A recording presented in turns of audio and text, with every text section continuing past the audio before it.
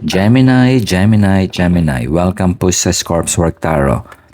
February 14, Valentine's Day reading. So, shout out po ako sa mga fellow OFW. Relax, relax, chillax tayo weekend. Weekend, pahinga na naman. Okay, so, February 14, Valentine's Day. Ang message po ng tarot sa February 14 V-Day, ano po yan, it's all about all forms of love. Yeah, hindi lang po yan yung romantic or relationship. Kasama na rin po dyan yung platonic type of relationship at self-love. Yeah, yung mga very independent na Gemini. Gusto nila minsan na, they're happy being single. Yeah, check natin. Check natin anong message kay Gemini, February 14. So, ano po yan? Kasama lahat ng ating connection with, halimbawa, office mate, yung mga kaibigan, yung kamag-anak, yung family. So, gagawin kong multidimensional yung reading. Tignan natin kung sa single Gemini, what to expect.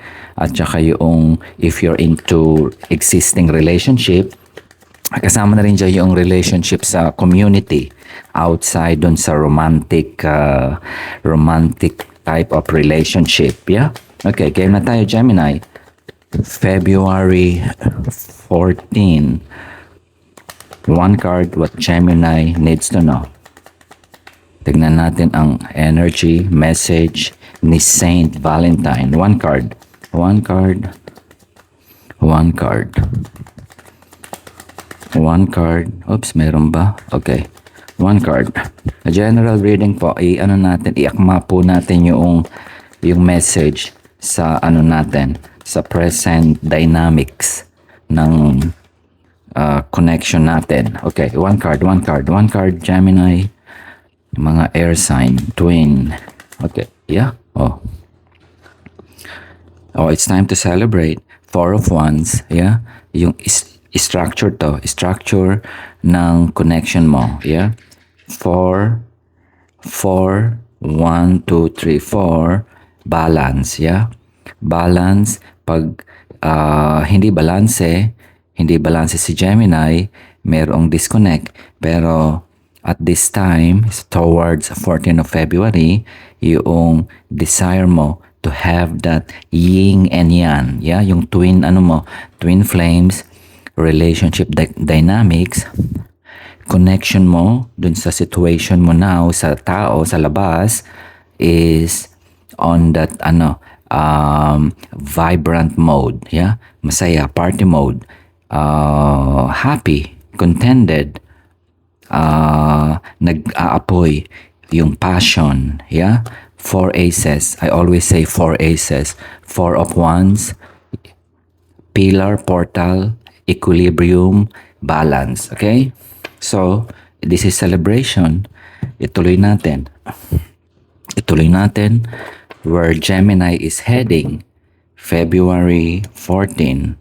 So, meaning, if you are single, you're about to have that balance, yeah? Yung missing will be fulfilled or makikita mo yung four pillars in terms of dynamics noong you want a solid relationship, yeah, it's coming. If you are on a existing relationship, it will be smooth at saka you're happy, at peace, yung true self mo, you know who you are. Ituloy natin, Gemini. Okay? What Gemini needs to know. Yeah, lahat po tayo naghahanap ng ng always balance. Ibig sabihin walang problema. Mayroong problema pero it's not something na i-worry. Yeah? Sakit ng ulo. Ayaw natin ng sakit ng ulo. Simula pa lang ng taon. Gusto natin, we want to start the year happy. Yeah? Maski na merong tayong mga iba-ibang pinaghuhugutan ng problema, pero you're still happy. You're in a very vibrant mode. Party time, celebration with the people you love. Okay, one card. One card. Give me one more card. Yeah. See? You've been working for this. Yeah. So, again, solid yung structure mo in terms of your connection. Multidimensional. Yeah. Connection mo sa work or sa community.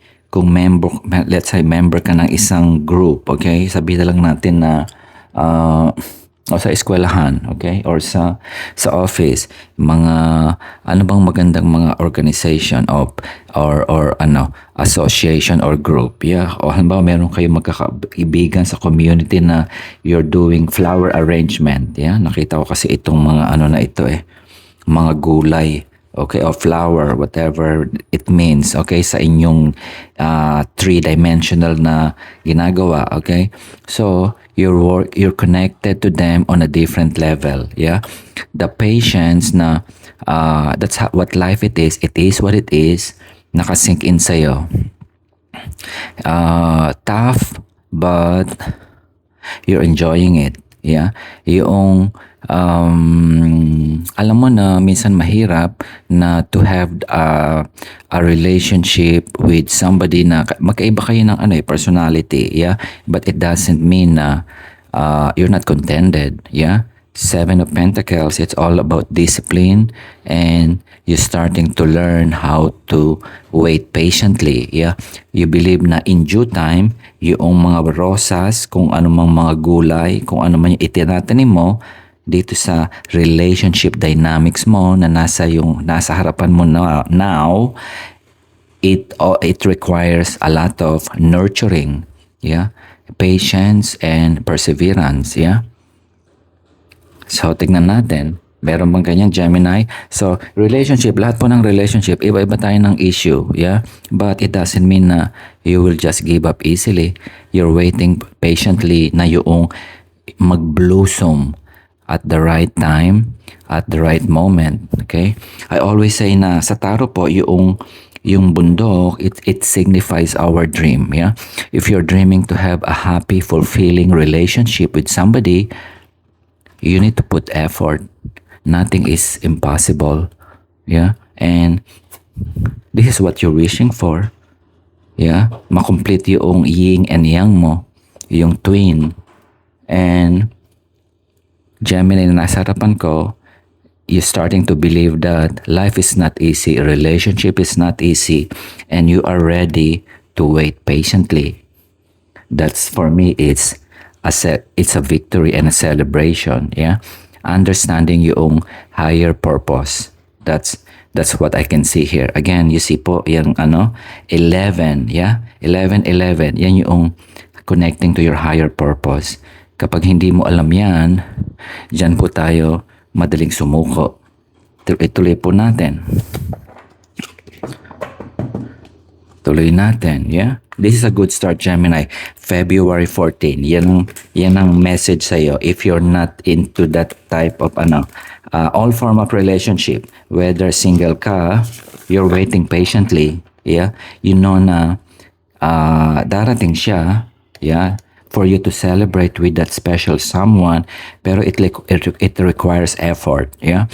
Relationship with your spouse now, family, or anything connected ka, meron kayong emotional connection, Saint Valentines is telling na you keep working on it. It's not something that grow or blossom overnight. Patience is the key. Okay, ituloy natin. What Gemini needs to know. Saint Valentines, give me blind spot.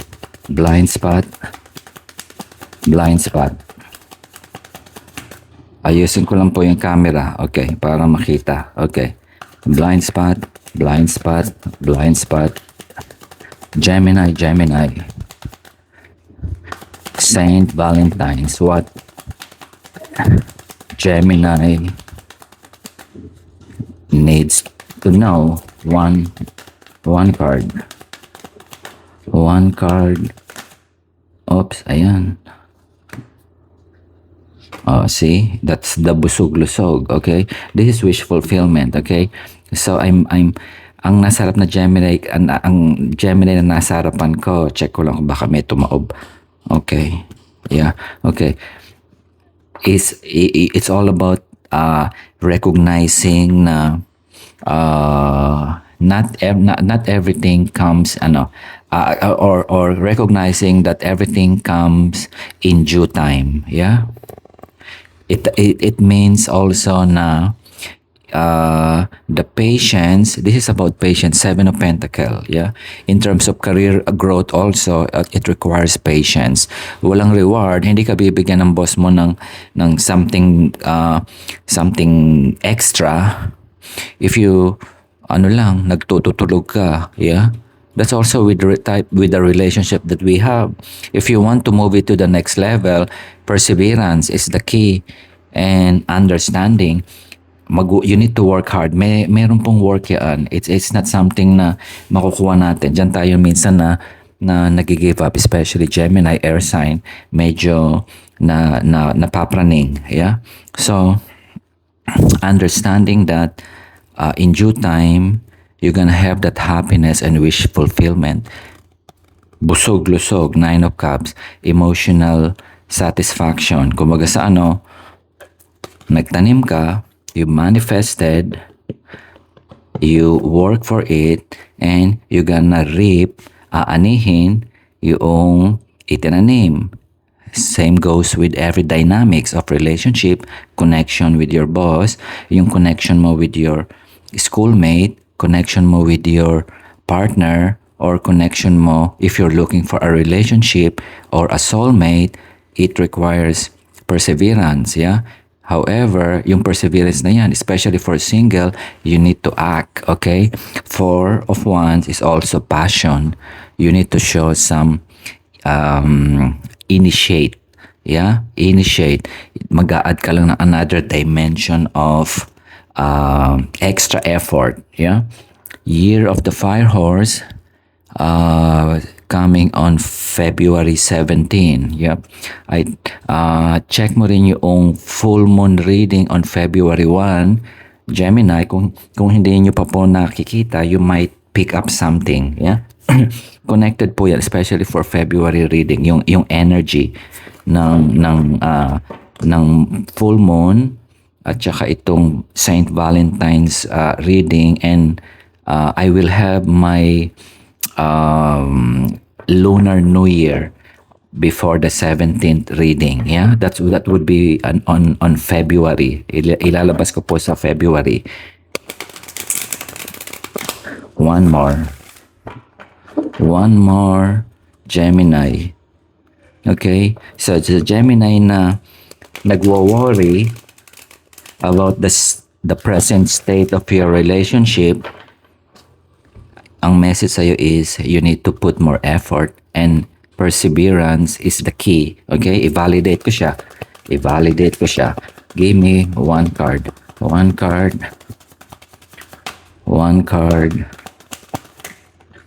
Okay. Nine of Swords, okay? This is problematic, yeah? Headspace, Gemini, air sign. Sinabi ko a while ago, napapraning. Did I say that word? Okay. Yeah. Okay, napapraning ka na dito. Yeah? Ano yung pinaghuhugutan na yan? Okay? You don't need to worry kung ano man itong cause noong overreaction, yeah. This is overreaction. Everything on the headspace, you creating your scenario, your own problem. Ito yung bakit hindi ako pinapansin ng boss ko? Bakit mainit ang ulo? Yeah, napagalitan ako. Bakit yung husband ko o yung wife ko o yung boyfriend ko o yung girlfriend hindi nag-reply dun sa text message ko? Baka nasaktan ko siya, baka na-offend ko siya. Yan. You're starting to create a story. Bakit yung kapitbahay ko dati binibigyan ako ng merienda, ngayon parang mainit ang ulo, yeah? Yung simple things, you overreact. There's no need for you to overreact kasi you're gonna have that balance towards 14 of February. You just need to persevere. Yung work na yan, it depende po yan sa dynamics natin, okay? There's a work that you need to do here. Yeah, that's the Seven of Pentacles. Three-dimensional po yan. Iba-iba tayo ng sitwasyon. Ito yung what, yung effort. There's an effort here. Yeah, there's an effort here. I-check natin. But overall, you're gonna have that celebration that whatever problem, mga problematic na Gemini in your present connections, relationship, it's everything is on your head. You're moving to that wish fulfillment of happiness by February 14. I-validate natin. Let's see ano yung issue na yan.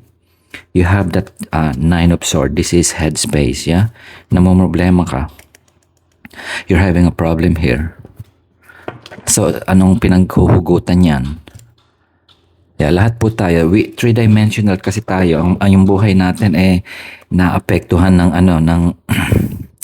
ng kinagagalawan natin. Merong ganyan. That's part of reality. Okay, tingnan natin. Ano yung pinaghuhugutan ni Gemini? Give me blind spot. Give me blind spot. Give me blind spot. Blind spot. One card. One card. One card. Nandyan yung busog-lusog. Nandyan yung wish fulfillment. So, bakit ka mamomroblema? Nandyan yung Four of Wands. It is all about celebration.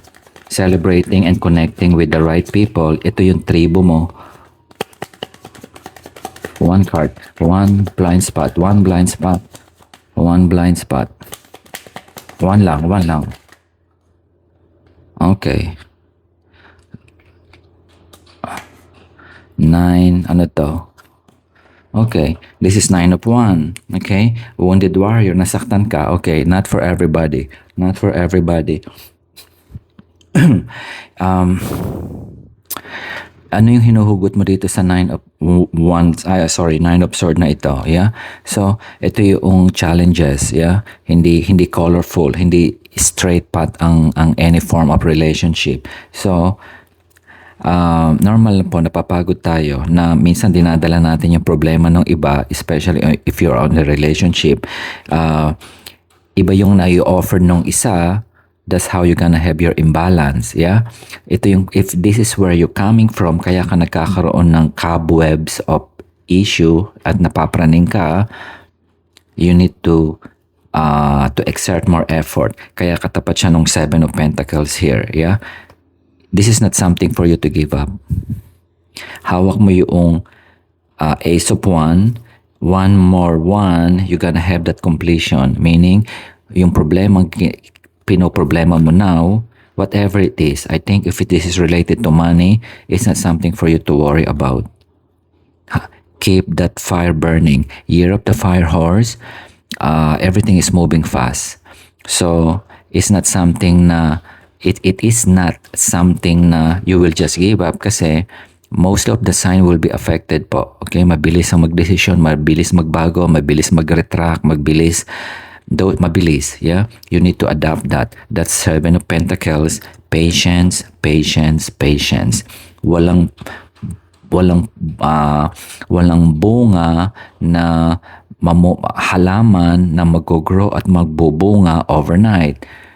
It takes process. Believe in the process. Yung pa yung nakikita ko rito. Okay? So, sa single na if you're dating, naghihintay ka na, sana mag-propose na o sana something to that effect. Iba yung dynamics ng buhay po, iba-iba.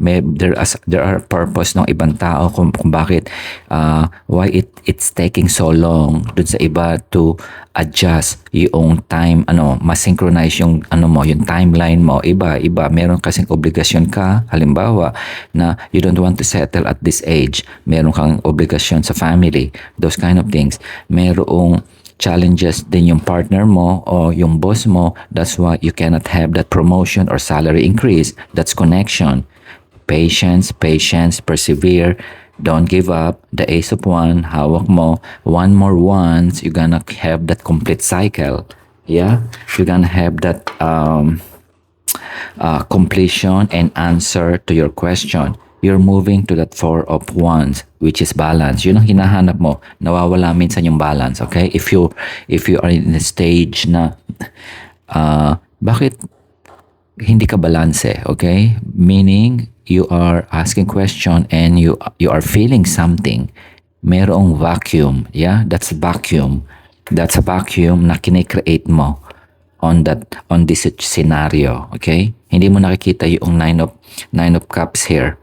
That's your wish fulfillment. That's also your blind spot. Ituloy natin. Nagwo-worrying Gemini ito. Nagwo-worry na matanda na ako, wala akong makitang girlfriend o boyfriend.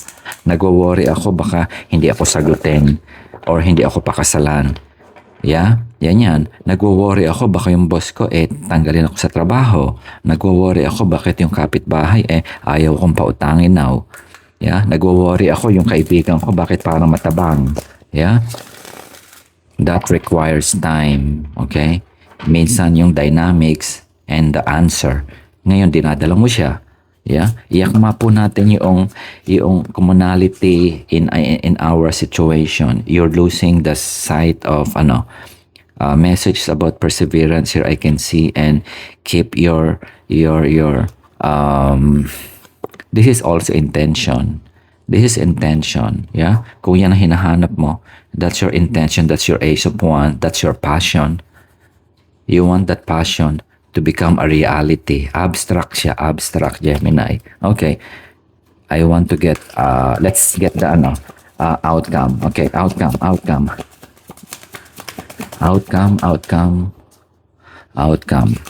Yeah, malaki tong card na ito, mahirap i-shuffle. Oversize. Okay, outcome Gemini. February 14. Oops. Lumalaban. Outcome. What Gemini needs to know. What Gemini needs to know. February 14. Give me one. Hindi sa yan. Okay. Outcome. One lang. One.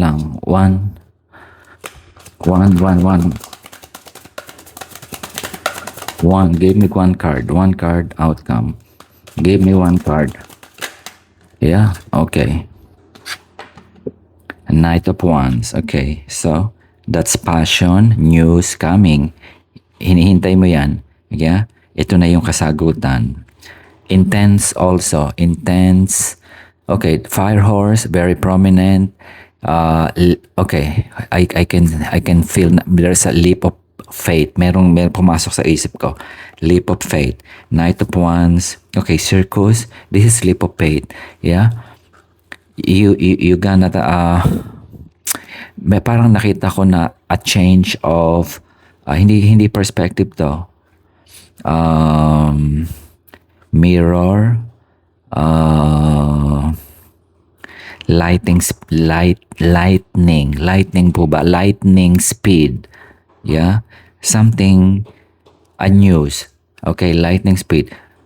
Na mabilis, na balita, na pagbabago, babagsak sa'yo. These are something na offer, yeah, na unexpected. This is a proposal na unexpected.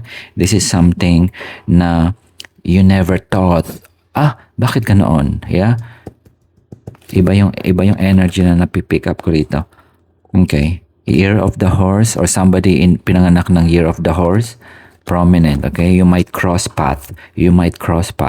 Leap of faith. I do not know what's that leap of faith na message dito. Siguro ito yung sa singles na Gemini na may suitor or going out with somebody.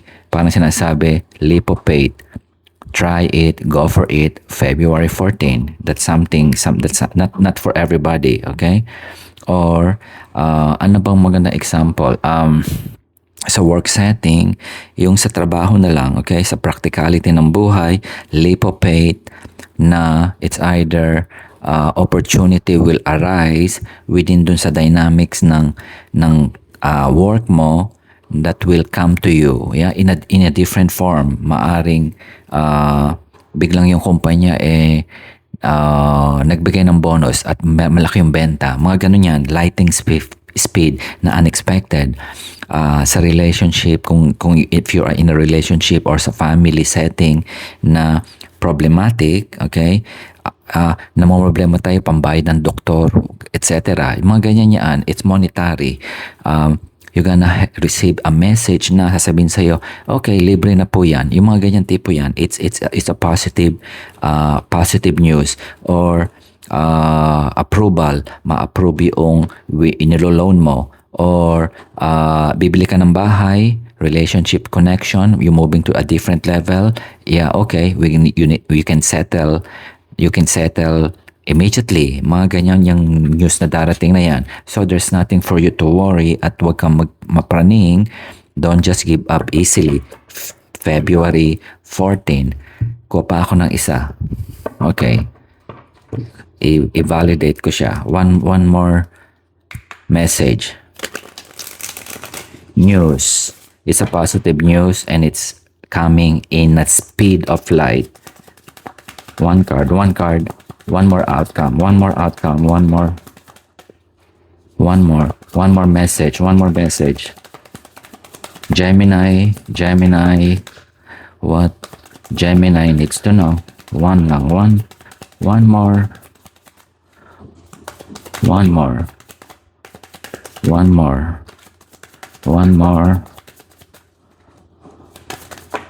Oops.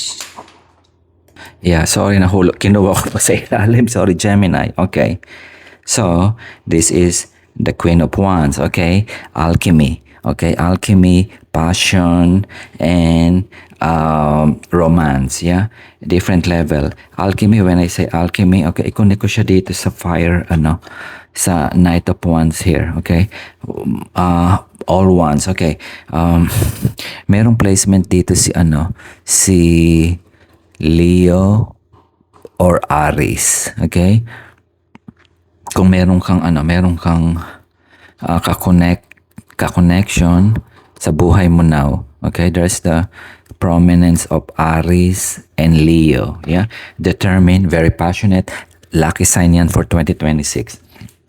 You might cross path o maaring somebody in authority figure in your dynamics who will give you that news, yeah? Ito yung mga new idea na pwedeng pagkakitaan, anything new, yeah? Very fresh, very raw, very inspiring, yeah? I do not know how it's gonna play out, but a news is coming from somebody who is very passionate and will lead you and guide you to a different level, next level of inspiration. Nawawala ka dito. You have that 9 of swords and also you have that 9 of wands, yeah? So somebody na passionate, Leo, Aries, very passionate yan. Fire sign, Gemini, air sign. Always connect yung yung element ninyo. So, very fast moving na news is coming towards you. 14 of February, this might, okay? Hindi po ako overpromise na ito yung romance na hinahanap, okay? But there's a connection, there's a flower blossoming, okay? This can also talks about related to a pregnancy or namumuong romance, yeah? Queen of Wands, nag-alchemy po yan, yeah? Na kaya niyang tunawin yung solid into liquid and liquid into gold. Hawak niya yung Ace of Wands. So, Gemini, there's no need for you to worry kung ano man yung dinadala mo now. Towards 14 of February, St. Valentine's Day, you're gonna receive that news na it will give you that balance na hinahanap mo. Anything related sa relationship, connection with your spouse, or romantic relationship, merong a bit challenging, it will give you that balance. That news that will come, it's all about positivity. And also, I will consider this also an expansion because the Queen of Wands, being an alchemist, kaya niya i-transform yung situation favorable to you. Yeah, it's always about the alchemy. When I say alchemy, yeah, ito po yung common sense. Something pop out and inspire you na marirealize mo, Gemini, na it's not the end of the world. Uh, you have the solution na to solve whatever situation you are. Kaya mong talunin, kaya mong sumuot dun sa butas ng apoy, and you're gonna have a claim and have that victory and that happiness na hinahanap mo. So, busog-lusog itong Nine of Cups. And you also have that passion na maaring coming from somebody with the fire sign Aries or Leo, very prominent here. Yeah? Okay. So, February 14, Valentine's reading, Gemini. So, sana nag-enjoy po kayo. Salamat.